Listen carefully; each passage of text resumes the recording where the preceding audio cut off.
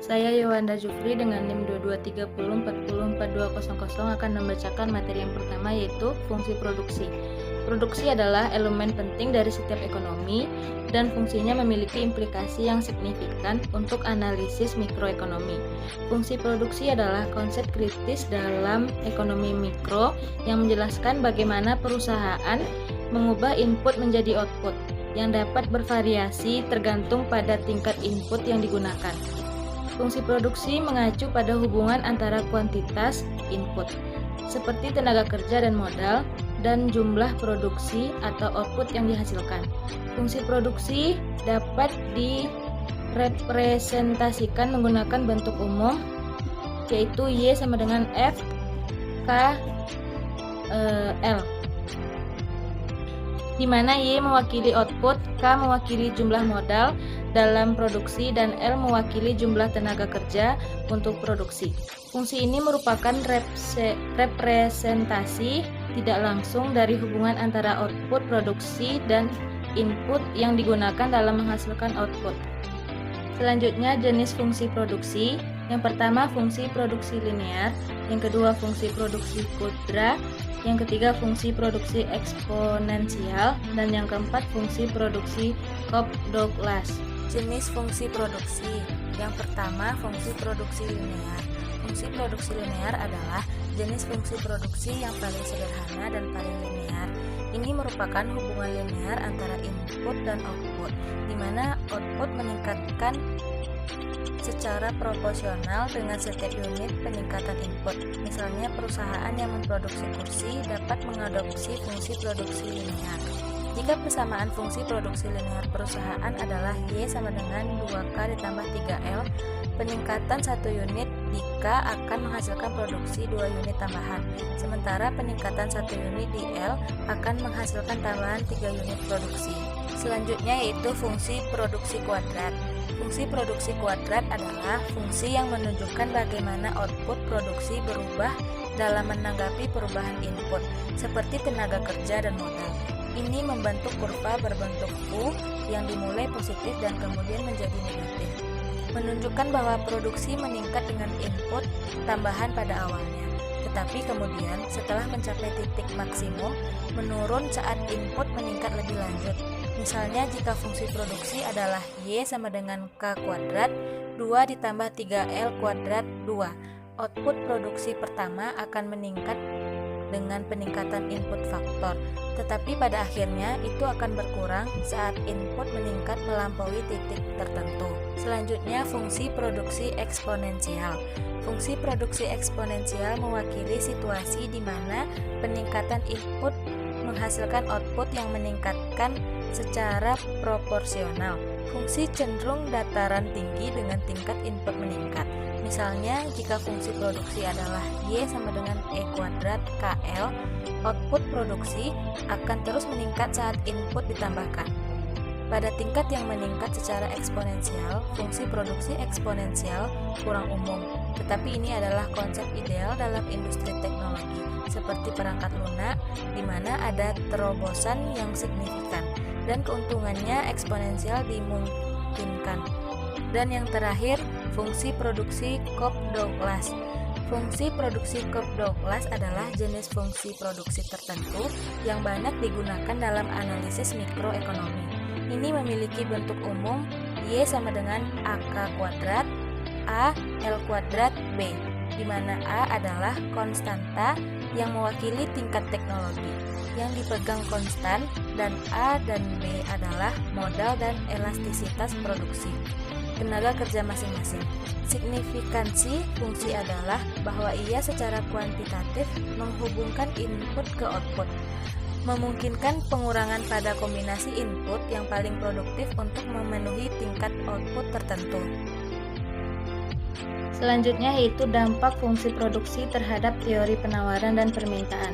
Yang pertama, teori penawaran. Secara sederhana, kurva penawaran menunjukkan beberapa perusahaan produk akan menghasilkan berdasarkan harga, memegang konstan faktor-faktor lain seperti teknologi dan jumlah tenaga kerja dan modal input.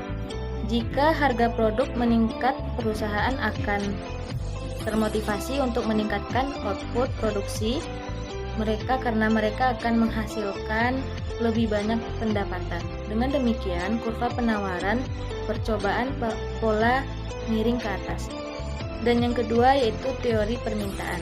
Di sisi konsumen, konsep fungsi produksi dapat membantu memahami bagaimana tingkat permintaan yang berbeda mempengaruhi input yang digunakan perusahaan untuk memproduksi barang atau jasa tersebut. Di bidang ekonomi, faktor permintaan agregat meliputi harga barang, pendapatan konsumen, selera konsumen, dan keandalan suatu produk. Selanjutnya yaitu dampak fungsi produksi terhadap maksimalisasi laba. Konsep fungsi produksi juga memiliki implikasi untuk memaksimalkan keuntungan, yang merupakan tujuan penting bagi perusahaan. Maksimalisasi laba dapat dipahami sebagai proses di mana perusahaan bertujuan untuk mencapai tingkat keuntungan tertinggi yang mungkin melalui proses produksi tertentu. Perusahaan membuat keputusan produksi dalam hal analisis marginal yang menilai keuntungan tambahan yang dihasilkan dengan meningkatkan produksi untuk setiap unit input. Selanjutnya, dampak fungsi produksi pada fungsi biaya. Dalam fungsi produksi, produk marginal dan rata-rata tenaga kerja dan modal adalah pendorong biaya penting. Analisis fungsi produksi dapat diterapkan untuk menurunkan fungsi biaya, memberikan total biaya, biaya marginal, dan biaya rata-rata untuk tingkat output tertentu. Oleh karena itu, fungsi biaya melihat hubungan antara kombinasi input dan output yang memfasilitasi strategi minimalisasi biaya untuk digunakan oleh perusahaan. Materi selanjutnya yaitu asumsi dalam fungsi produksi. Yang pertama, input tetap yang digunakan dalam produksi diasumsikan tetap dalam jangka pendek, artinya kuantitasnya tidak dapat diubah. Misalnya ukuran bangunan pabrik, jumlah mesin, dan luas lahan yang digunakan untuk produksi semua dianggap sebagai input tetap dalam jangka pendek. Dan yang kedua, input variabel. Input yang digunakan dalam produksi yang dapat diubah dalam jangka pendek disebut input variabel. Contoh input variabel termasuk tenaga kerja, bahan mentah, dan energi. Materi selanjutnya yaitu asumsi dalam fungsi produksi. Unit input dan output yang homogen. Input dan output yang digunakan dalam produksi diasumsikan homogen. Artinya keduanya identik dan dapat dipertukarkan sehingga fungsi produksi dapat dinyatakan dalam jumlah unit input yang digunakan dan jumlah unit output yang diproduksi. Kemudian skala hasil konstan. Fungsi produksi mengasumsikan bahwa peningkatan output akibat peningkatan input adalah proporsional. Dengan kata lain, jika inputnya digandakan, maka outputnya juga akan berlipat ganda. Ini dikenal sebagai skala hasil konstan. Selanjutnya, penggunaan input yang efisien. Fungsi produksi mengasumsikan bahwa input digunakan secara efisien untuk menghasilkan output semaksimal mungkin. Selanjutnya, fungsi Cobb-Douglas. Fungsi Cobb-Douglas adalah fungsi produksi yang paling sering digunakan dalam penelitian empiris. Fungsi produksi Cobb-Douglas adalah suatu fungsi atau persamaan yang melibatkan dua atau lebih variabel independen dan variabel dependen. Variabel independen yang dimaksud adalah input dari proses produksi, tenaga kerja, bahan baku, mesin, dan variabel dependen yang dimaksud adalah output dari proses produksi yang berupa barang. Materi berikutnya yaitu alasan pokok yang mendasari fungsi produksi Cobb-Douglas banyak digunakan oleh para ahli ekonomi, yaitu 1. Pernyataan fungsi Cobb-Douglas relatif mudah dibandingkan dengan fungsi yang lain. Misalnya lebih mudah ditransformasikan ke dalam bentuk linear dalam logaritma. Kedua, hasil pendugaan garis melalui fungsi produksi Cobb-Douglas akan menghasilkan koefisien regresi yang sekaligus juga menunjukkan besaran elastis. Yang ketiga, besaran elastisitas tersebut sekaligus menunjukkan tingkat besaran return to sales. Yang keempat, marginal physical product dari masing-masing input, yaitu perubahan pada output sebagai akibat perubahan-perubahan pada input yang memungkinkan lebih mudah untuk menghitung produktivitas masing-masing faktor produksi. Yang kelima, bagian dari input dapat dihitung dengan jelas. Hal ini sangat penting karena setiap proses produksi memiliki dampak yang berbeda-beda terhadap bagian-bagian tertentu. Selanjutnya yaitu konsep-konsep fisik data fungsi produksi Cobb-Douglas. Semua pilihan produksi dalam suatu pengambilan keputusan didasarkan pada perangkat fisik dan proses produksi. Ini berarti ada hubungan fisik tertentu antara input dan output. A. Total physical product. Dianggap bahwa hubungan teknis antara suatu variabel faktor produksi dan output dapat ditunjukkan oleh suatu fungsi produksi yang secara sistematis dapat ditulis sebagai berikut. B. Average physical product. Average physical product dari suatu faktor produksi adalah total produksi dibagi dengan jumlah faktor produksi yang digunakan untuk menghasilkan produksi tersebut. Jadi, APP adalah perbandingan output faktor produksi untuk setiap tingkat output dan faktor produksi yang bersangkutan. C. Marginal physical produksi atau MPP. Marginal physical productivity dari suatu faktor produksi adalah bertambahnya total produksi yang disebabkan oleh bertambahnya suatu unit faktor produksi variabel ke dalam proses produksi, di mana faktor produksi tetap tidak berubah jumlahnya. D. Elastisitas produksi. Elastisitas produksi parsial berkenaan dengan input tertentu merupakan ukuran perubahan proporsional.